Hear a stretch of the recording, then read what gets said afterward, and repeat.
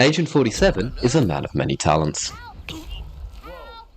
Not only does he fit right in at a Walmart clearance sale, but he's also skilled in every martial art, a crack shot,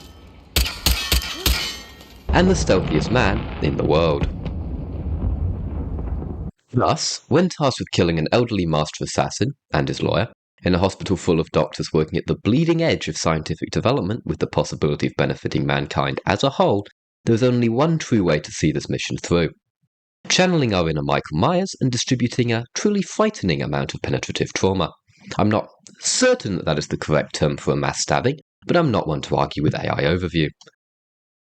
Will this set back humanity's work in medical technology by a decade? Yup.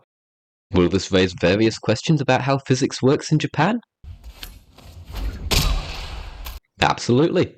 And will hearing my drip get insulted by literally everything that moves cause me to commit seppuku? Black PJs. He's wearing black pajamas, masquerading as a ninja. Pretty badass Pajamas, if you ask me. Hurry, drop the antique. You hear me?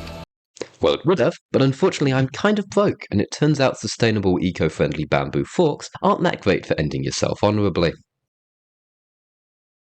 The rules of today's challenge are simple. We will be doing the Kill Everyone challenge on Hokkaido, the finale of the first act of Hitman World of Assassination. Now, I know that description may sound confusing, perplexing, and even befuddling, but if you look real closely, the clue is actually in the name. However, to further increase the already sky-high intellectual level of this challenge, 47 Senpai will be limited to using only melee weapons. No guns, no bombs, and no electricity. This is definitely 100% to make the challenge harder and not to limit my ability to accidentally kill myself by running into the electrical trap I made half a second prior.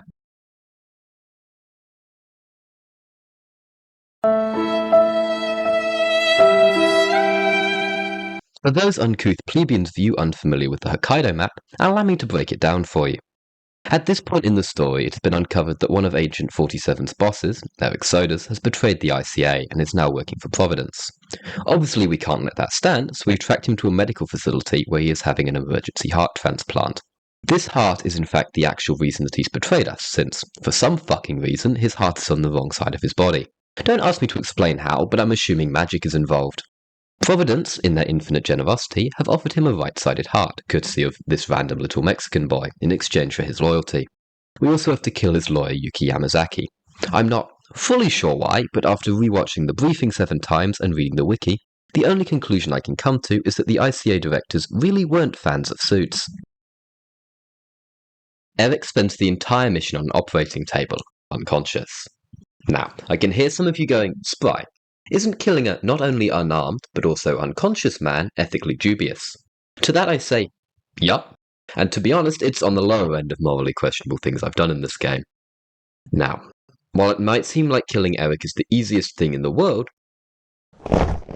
there are actually a few small complications. Firstly, there are roughly 30 guards surrounding the fortified hospital at all times, many armed with military-grade submachine guns, which I have discovered the hard way are moderately more effective than this random scalpel I found. Shocking, I know. While sneaking past them would normally be the aim, that is unfortunately not really an option for this particular challenge, since every one of those guards, not including the doctors, nurses, other patients, gardeners, chefs, laundry crew, room service, and this one hippie I found stoned in a hallway are also targets. This is not the real problem though. The main issue is that Hitman is reminiscent of Todd Howard's masterpieces in regards to being a wee bit janky in places. And, for whatever reason, Eric is completely immune to melee damage. You can spam melee attacks all you like, and bounce as many items off his head as you want. It will do literally nothing.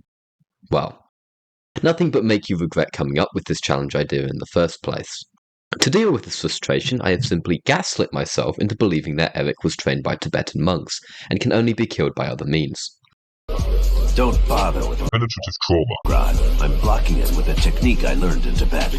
While brainwashing myself wasn't what I had in mind for this challenge, it has allowed me to continue. The only other option I could see was breaking into IO Interactive with a potato peeler and forcing them to change the game code. But since I don't plan on doing IRL serial killing, at least for a while, I decided this was a suboptimal choice. FBI, open up! While running through the different ways of killing Eric, I had to ask myself the question that has plagued philosophers for millennia. What is considered a melee weapon kill? I believe Socrates and Plato had a rap battle about it or something. Eventually I decided on the following definition. A melee kill is the use of any object to either penetrate or cause terminal damage to a critical part of a target's body, using nothing but Agent 47's physical prowess to power it. And there is in fact one way to kill our good friend Eric that fits that description. While not the easiest method, if we can break into the secure room in the morgue where his heart is being held in a case, we can take this heart and then yeet it at something. Without his heart, I'm hoping that Eric will not be alive for much longer. If he is, I'm honestly not sure what the fuck I'm supposed to do at that point because he's patently a vampire. I didn't really put much effort into planning a way to kill off Van Saul Goodman, but I'm sure something will come to me in the moment. Other than that, there was also roughly 57 guards on the map. Yes, I am aware I said 30 earlier, but that was referring to those in the secure hospital itself, not including the garden, restaurant, apartments, spa, and surrounding terrain. Once the guards and the main targets are down, I will also need to give out some penetrative trauma to roughly 169 civilians. Yes, I am going to keep using that terminology. I find it mildly amusing and it brings me great joy. This part will likely consist of 30 minutes of me yelling, "Here's Johnny," while chasing various people into public bathrooms. In other words, it's something I've been training for my entire life. Okay, now that I've waffled on for nearly 7 minutes, we should probably actually start the run.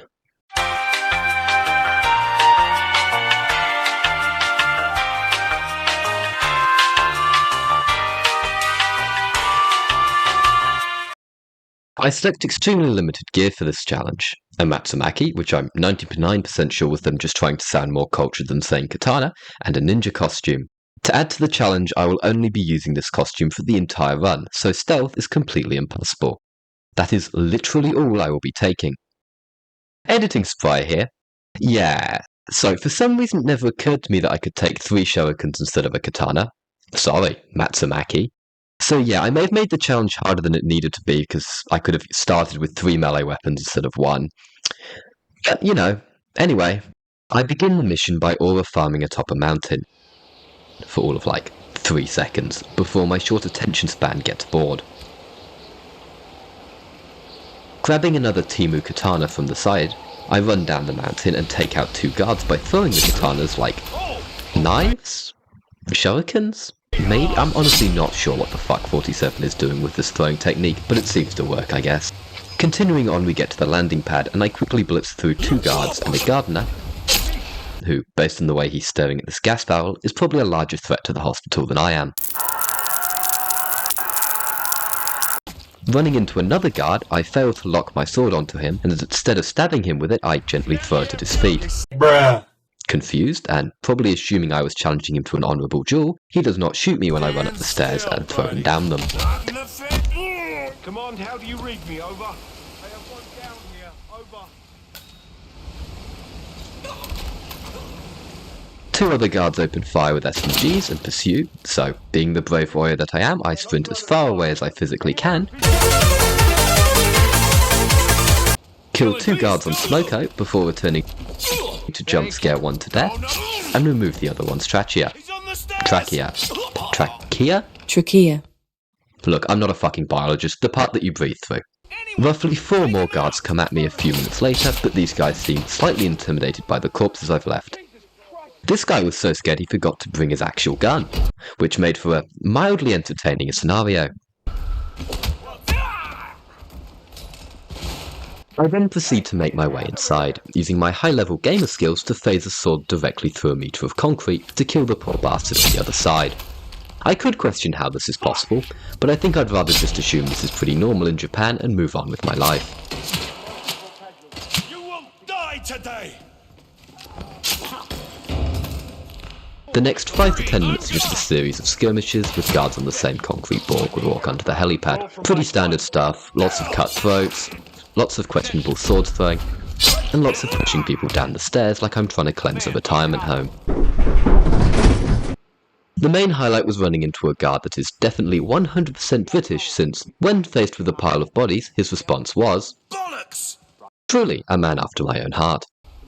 Eventually I climb through this open window, but am immediately spotted by a woman who, like pretty much everyone else I've ever met, is not overly pleased to see me. I need help! Help! I can't deal with this!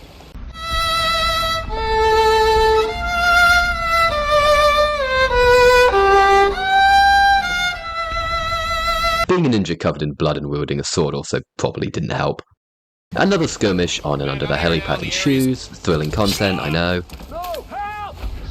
eventually leading to me using my ultimate move to avoid dying, essence of Meth Head, where I run back and forth into two concrete walls in the hopes my enemies will feel sorry for me and leave me alone. Works every time. After using my ultimate, I'm forced to hide in a cupboard to recharge, during which time I run into an individual called Big Dog. Command, this is Big Dog. Who, last I checked, was responsible for making sure children went to bed on time. I guess the entertainment industry wasn't paying enough anymore. After another 5 minutes of playing the game fairly and as intended, I've dealt with most of the guards around the helipad, and I make my way into the staff area bathroom, where this naked dude is trying to get me copyright struck. I turn his radio off before politely explaining to him that I take intellectual property laws very seriously. After killing some other people who seem intent on getting this video taken down, I accidentally alert all of the guards in this area. Someone help me! However, I also remember something quite worrying. Etsy Matt Murdoch can actually flee the map in a cable car if her guards get alerted to a serial killer on the premises. Seeing her right above me at this point, I remember the wisdom that Zap Brannigan once shared. Having a logical plan is for schoolgirls. Conversely, running upstairs and throwing a sharp object into a crowd with a 10% chance of hitting the actual target? That's a route with some chest hair. So, I did. And for whatever reason, this actually worked. That is Yuki Yamazaki, former lawyer to the Yakuza and current operative for properties. This also had to be done now since I was kind of running out of fictional lawyers and budget companies to take the piss out of. Being now pursued by the entire Japanese army, I returned to my cupboard to hide and get distracted by YouTube shorts for 5 minutes. Eventually sword vs flasks ends.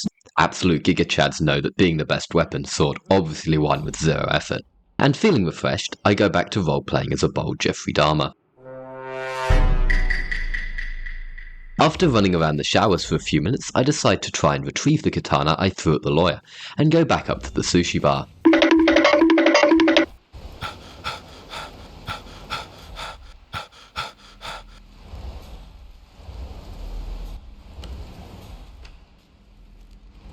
I sprint out, crouch down like Gollum if he had a tail who owned only one coloured die, completely missed the katana sitting right in front of me, panic, run in a circle, grab 2 kitchen knives and sprint back out the door, killing this dude out of sheer spite.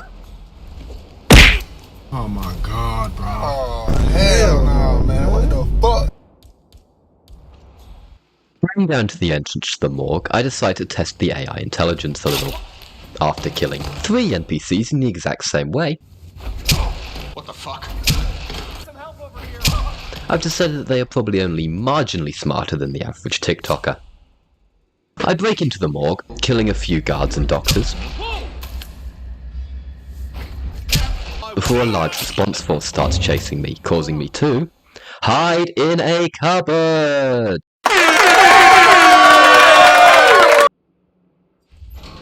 Upon leaving it, I come across 2 guards who start heroically using this random doctor as a human shield. For the first time, I start to wonder if I might be in the right? This is further confirmed when this man makes a sexist remark. Punch women tougher than you! Obviously, I couldn't let this stand, so I impale him through the back of the head. Hopefully, this will make all women in the world feel a little bit safer. Never fear, ladies. 47 is here, and he doesn't believe in discrimination. After finishing my good guy arc, I steal this doctor and use him to open a biometric scanner to get access to Eric's heart, which then causes the most disrespectful cutscene I have ever seen to be triggered.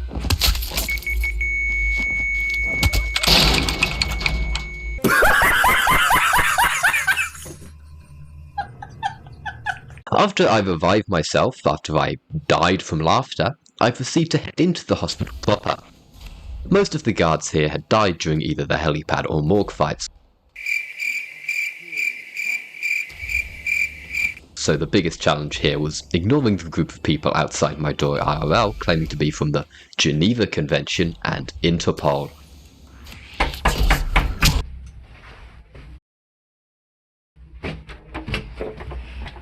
Hello.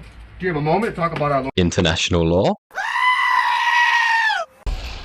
After politely informing them that war crime is an 8-letter word and I can't process words longer than 7, I went back to reducing the academic population of Japan. After killing everyone there, I headed back downstairs to the morgue since a couple of guards had wandered in, including this absolute diva who decided that his death had to be just fabulous, darling. Finishing the last few doctors, I then headed back into the resort proper, beginning with the sauna where I tried to boil these two gentlemen alive.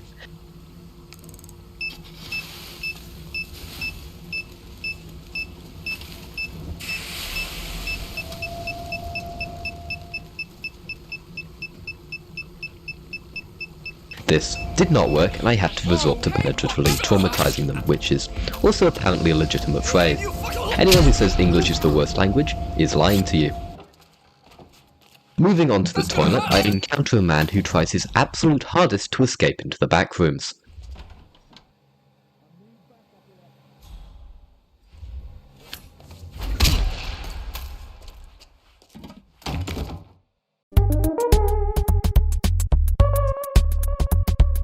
Or possibly it's extreme rigor mortis, who can say? With the last half-dozen guards scattered and alone, the rest of this challenge was simply one big bloodbath. Hit the montage.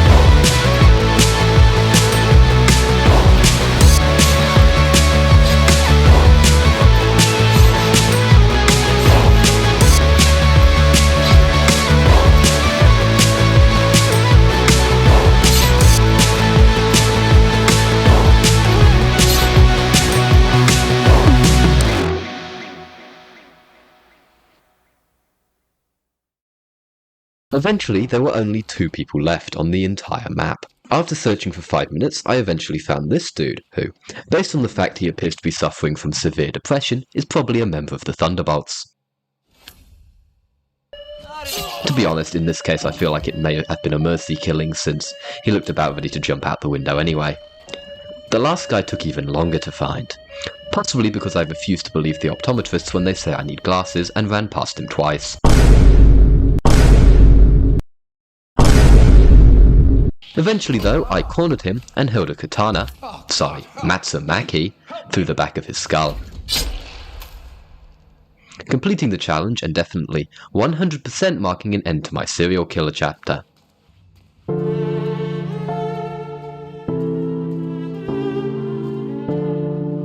I took a slow walk through the piles of bodies, wondering if I had done the right thing, if one man's betrayal truly justified this level of bloodshed. The answer is no, but I had a lot of fun causing it. If you enjoyed this video, please consider subscribing and dropping a like. Absolutely no pressure, but it would be appreciated. I plan to make other videos like this in the future, both with Hitman and other games. Don't worry, the editing will be getting exponentially better, and the number of times I consider running into oncoming traffic will triple with each vid. Anyway, I've taken up enough of your time for today. Until next time.